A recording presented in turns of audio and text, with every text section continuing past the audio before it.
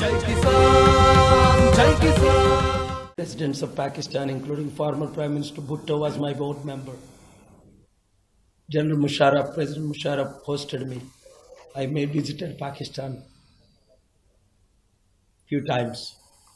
I'm ready to go for making peace. The BJP nominated me for Nobel Peace Prize this year. No need.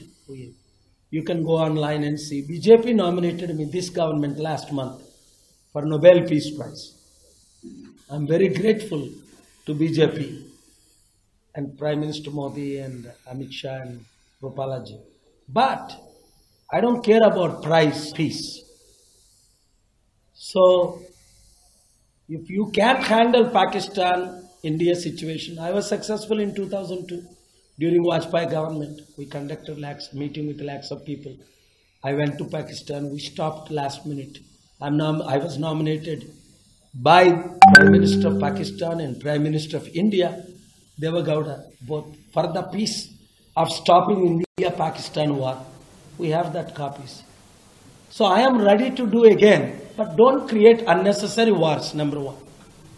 Number two, KCR garu kuda very active ga next 48 hours lo 15 minutes